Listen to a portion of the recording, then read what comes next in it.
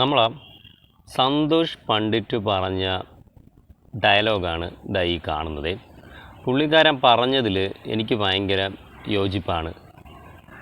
കാരണം ഒരു പെൺകുട്ടികൾക്ക് ഈ സ്വർണം വാരിയിട്ട് കൊടുക്കുന്നതിനേക്കാളും ഒരു വീട്, ആ പൈസ കൊണ്ടൊരു വീട് വെച്ച് കൊടുത്തു കഴിഞ്ഞാൽ എന്ത് പ്രശ്നം വന്നാലും പുള്ളിക്കാരിക്ക് ധൈര്യമായിട്ട് ആ വീട്ടിൽ കയറി കിടക്കാം, ഇറങ്ങിപ്പോകേണ്ടി വരില്ല.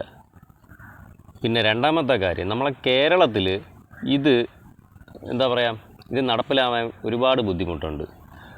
ഒന്നാമത്തെ വിഷയം, നമ്മൾ കല്യാണം കഴിഞ്ഞ് കഴിഞ്ഞാൽ ഒരു ആണായാലും ആണിൻ്റെ കുടുംബം, എല്ലാ ആണുങ്ങളെയും ഞാൻ പറയുന്നില്ല, അങ്ങനെ ആഗ്രഹിക്കുന്ന ആൺകുട്ടികൾ, അവൻ്റെ അച്ഛൻ അമ്മയായാലും ആ പയ്യനായാലും ആദ്യം ആഗ്രഹിക്കുന്നത് പെണ്ണായിരിക്കില്ല, പണമായിരിക്കും. അവൾക്ക് എത്ര സ്വർണം കിട്ടുന്നുണ്ട്, എത്ര സ്ത്രീധനം കിട്ടുന്നുണ്ട്, ഈ ഒരു ചിന്തയിലായിരിക്കും ആദ്യം പോകുന്നത്.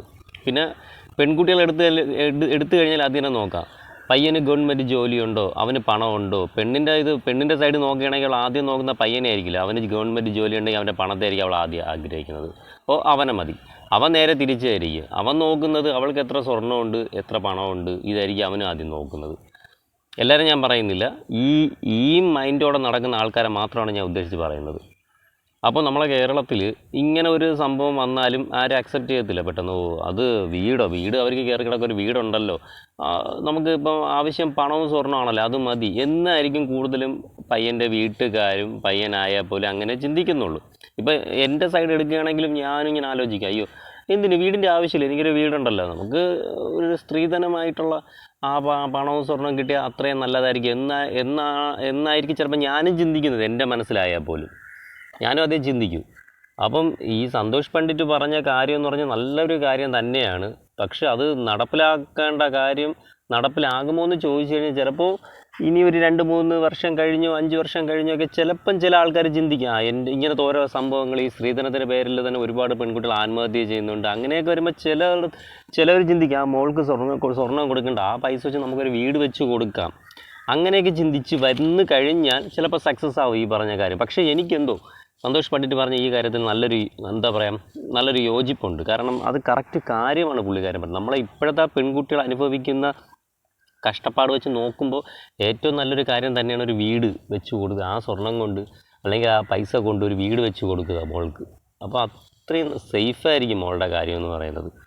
പിന്നെ രണ്ടാമത്തെ കാര്യം നമ്മളെ കേരളത്തിൽ സ്വർണമില്ലാതെ കല്യാണം നടത്തുന്നത് ഇച്ചിരി പാടാണ്. കാരണം പണ്ട് മുതലേ കണ്ടുവരുന്നൊരു സമ്പ്രദായമാണ് മോൾക്ക് ഇത്ര പവൻ എന്ന് പറഞ്ഞ് നാട്ടുകാരുടെ മുന്നിൽ പ്രഹസനം കാണിക്കുന്ന മാതാപിതാക്കളാണ്.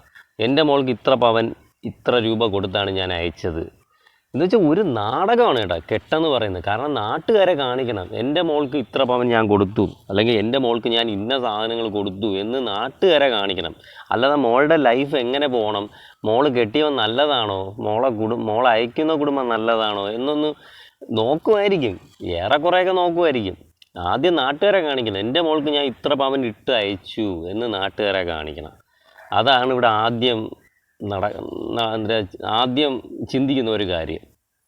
പിന്നെ കെട്ടിക്കഴിഞ്ഞാൽ പിന്നെ മോളെ കാര്യം വല്ല ആണ്ടിലൊക്കെ വിളിച്ച് ചോദിക്കും, അല്ലെങ്കിൽ അവൾ സുഖമായിട്ട് ജീവിക്കുന്നു എന്ന് ഒരു ഫോൺ വഴിയായിട്ട് ഒന്ന് വിളിച്ച് ചോദിച്ചു, അല്ലെങ്കിൽ വാട്സപ്പിൽ ചാറ്റോ, അത്ര തന്നെ. പിന്നെ മോളെ എവിടെ നിൽക്കുന്നു, എന്ത് ചെയ്യണ്, എങ്ങനെ പോണ്, വീട്ടിലെന്തെങ്കിലും പ്രശ്നമുണ്ടോ, അതൊന്നും ആർക്കും അറിയണ്ട.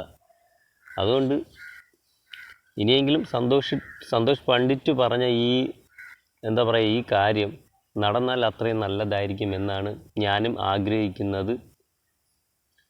ഏറ്റവും നല്ലൊരു കാര്യം തന്നെയാണ് പുള്ളിക്കാരൻ പറഞ്ഞത്. അങ്ങനെ തന്നെ നടക്കട്ടെ എന്ന് ഞാനും ആഗ്രഹിക്കുന്നു, പ്രാർത്ഥിക്കുന്നു. എന്തായാലും സന്തോഷ് പണ്ഡിറ്റിനെ നമ്മൾ ഇത്രയും ദിവസം ഒരുപാട് ആൾക്കാർ ചവിട്ടി താഴ്ത്തിയിട്ടുണ്ട്. പക്ഷേ പുള്ളിക്കാരൻ്റെ ചില കാര്യങ്ങൾ, അല്ലെങ്കിൽ ചില പ്രവൃത്തികൾ, ചില ചിന്തകൾ ഏറ്റവും അല്ലെങ്കിൽ നമ്മൾ ഒരുപാട് ആഴത്തിൽ ചിന്തിപ്പിക്കുന്ന ഒരുപാട് നല്ല കാര്യങ്ങൾ തന്നെയാണ് പുള്ളിക്കാരൻ ഇതുപോലെ ഓരോ ചെറിയ പോസ്റ്റിലൂടെ പുറത്തു കൊണ്ടുവരുന്നത്. എന്തായാലും സന്തോഷ് പണ്ഡിറ്റ് പറഞ്ഞ കാര്യം എല്ലാവരും ചിന്തിച്ചാൽ നമുക്കും നമ്മളുടെ മക്കളെ സേഫായി സംരക്ഷിക്കാൻ പറ്റുമെന്ന് ഞാൻ വിശ്വസിക്കുന്നു. അങ്ങനെ നടക്കട്ടെ, അങ്ങനെ സംഭവിക്കട്ടെ, ഞാൻ പ്രാർത്ഥിക്കാം.